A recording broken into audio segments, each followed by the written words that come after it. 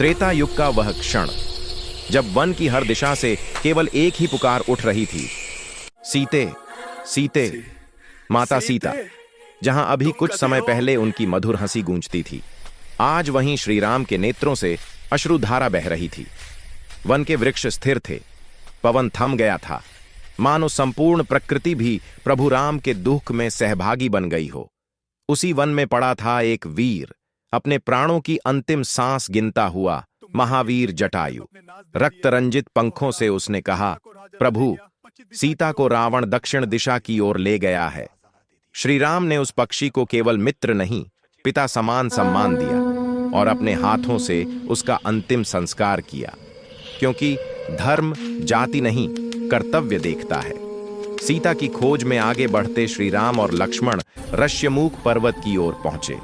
यहीं छिपा था वह क्षण जो इतिहास बदलने वाला था।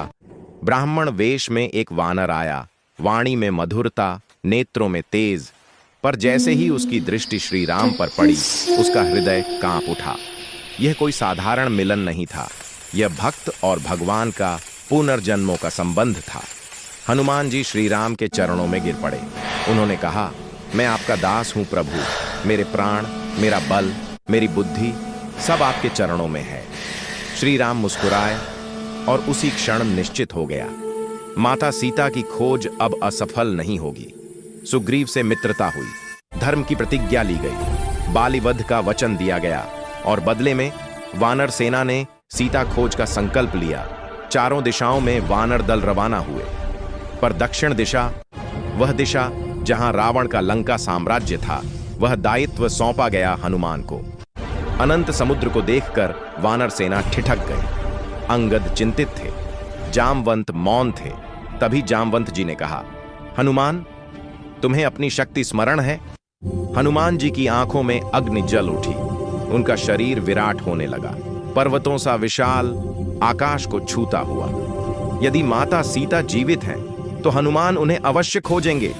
हनुमान जी छलांग लगाने को तैयार होते हैं। समय थम जाता है और फिर हनुमान ने श्रीराम का नाम लिया। जय श्री राम। आकाश कांप उठा, समुद्र पीछे छूट गया और भक्ति ने असंभव को संभव कर दिया।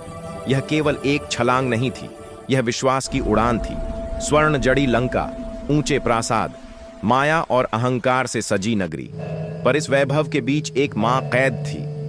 दुख में, अपमान में लंका द्वार पर खड़ी थी लंकिनी। अहंकार में बोली, कौन है तू? एक ही प्रहार में हनुमान ने उसे भूमि पर गिरा दिया। तभी लंकिनी बोली, जब एक वानर लंका में प्रवेश करे, तब रावण का अंत निश्चित है।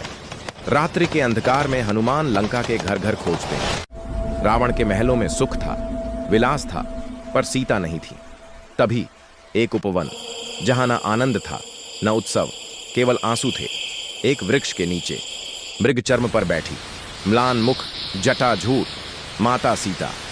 वह प्रतिदिन धरती से कहती थी, यदि मेरा राम जीवित है तो वह अवश्य आएगा। अहंकार से भरा रावण आया, स्वर्ण मुकुट, दशानन, और बोला, सीता, मुझे स्वीकार कर लो। पर सीता का उत्तर वज्र समान था। जिस राम के चरणों की धूल देवता मस्तक पर धारण करते हैं, उसकी दासी रावण की रानी नहीं बन सकती। क्रोधित रावण ने तलवार उठाई, पर मंदोदरी ने रोका। रावण ने चेतावनी दी, 1 मास का समय है, फिर मृत्यु। वृक्ष पर बैठे हनुमान का हृदय कांप उठा। वे चाहते थे अभी रावण का अंत कर दें, पर याद आया, यह कार्य केवल श्रीराम का है। हनुमान नीचे उतरे और बोले, माता, मैं राम का दास हूं। राम की मुद्रिका सीता के हाथ में रखी गई। सीता की आंखों से अश्रु बह निकले। उन्होंने कहा, क्या सच में मेरे राम? हनुमान बोले, माता, शीघ्र ही प्रभु राम आएंगे, लंका जलेगी, अहंकार टूटेगा।